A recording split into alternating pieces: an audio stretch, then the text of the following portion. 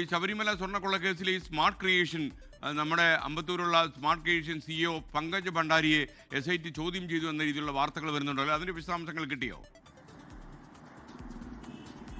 SKN Sabarimala സ്വർണ്ണക്കൊള്ളയുമായി ബന്ധപ്പെട്ട ഈ പത്മകുമാറിന്റെ അറസ്റ്റിന് പിന്നാലെ വലിയ നീക്കങ്ങളൊന്നും തന്നെ SITയുടെ ഭാഗത്തു നിന്ന് ഉണ്ടായിരുന്നില്ല. പക്ഷേ കഴിഞ്ഞ ദിവസം smart creation CEO Pankaj Bhandari SIT വീണ്ടും ചോദ്യം ചെയ്തിട്ടുണ്ട്. നേരത്തെ ഉണ്ണികൃഷ്ണൻ പോറ്റി ഈ സ്വർണം കൊണ്ടുപോയത് ഈ ചെന്നൈയിലേക്കാണ് എന്നും അവിടെ ഈ സ്വർണ്ണപ്പാളിയിലുള്ള ഈ സ്വർണം ഉരുക്കിയെടുത്ത ശേഷം അത് ഉണ്ണികൃഷ്ണൻ പോറ്റിക്ക് കൈമാറി എന്നതുമാണ് പങ്കജ് ഭണ്ഡാരി നേരത്തെ മൊഴി നൽകിയിരുന്നത്. പക്ഷേ ഈ കൂടുതൽ തുടർ നടപടികളുടെ ഭാഗമായാണ് പങ്കജ് ഭണ്ഡാരിയെ വീണ്ടും ചോദ്യം ചെയ്തിട്ടുള്ളത്. സ്മാർട്ട് ക്രിയേഷനിൽ ഉണ്ടായിരുന്ന 2 ജീവനക്കാരെയും ചോദ്യം ചെയ്തിട്ടുണ്ട്. ഉണ്ണികൃഷ്ണൻ പോറ്റി ഇന്നലെയാണ് ഈ SIT കസ്റ്റഡിയിൽ വാങ്ങിയിട്ടുള്ളത്. അതുകൊണ്ട് തന്നെ ഉണ്ണികൃഷ്ണൻ പോറ്റിക്കൊപ്പം ഇവരിൽ നിന്ന് വിവരങ്ങൾ തേടുകയാണ് SIT ഇന്നലെ ചെയ്തിട്ടുള്ളത്. അവരിൽ നിന്ന് വീണ്ടും മൊഴിയെടുക്കും എന്നതാണ് SITയിൽ നിന്നും അറിയാൻ കഴിയുന്നത്. ഈ കൊണ്ടുപോയ സ്വർണം, കൂടുതൽ സ്വർണം കൊണ്ടുപോയിട്ടുണ്ടോ, അതിൽ മറ്റിടപാടുകൾ നടന്നിട്ടുണ്ടോ എന്നതാണ് പ്രധാനമായും SIT പരിശോധിക്കുന്നത്. അക്കാര്യങ്ങൾ ഉൾപ്പെടെയുള്ള ചോദ്യം ചെയ്യലാണ് ഇന്നലെ നടന്നിട്ടുള്ളത്. ഒപ്പം കൂടുതൽ പേരിലേക്ക് കൂടി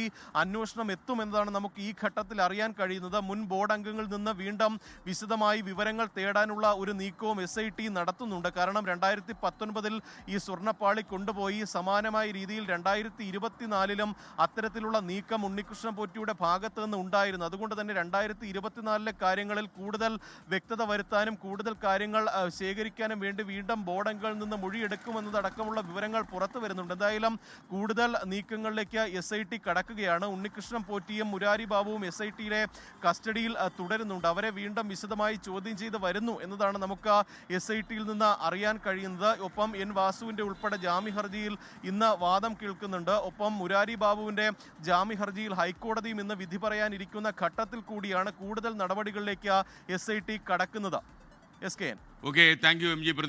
ലോകത്തെവിടെയായാലും ഏത് സമയത്തും 24 വാർത്തകളും ഓഗ്മെന്റഡ് റിയാലിറ്റി പാക്കേജുകളും എക്സ്പ്ലെയിനറുകളും വിശദമായി കാണാൻ ഞങ്ങളുടെ YouTube ചാനൽ നിങ്ങൾക്ക് സബ്സ്ക്രൈബ് ചെയ്യാം.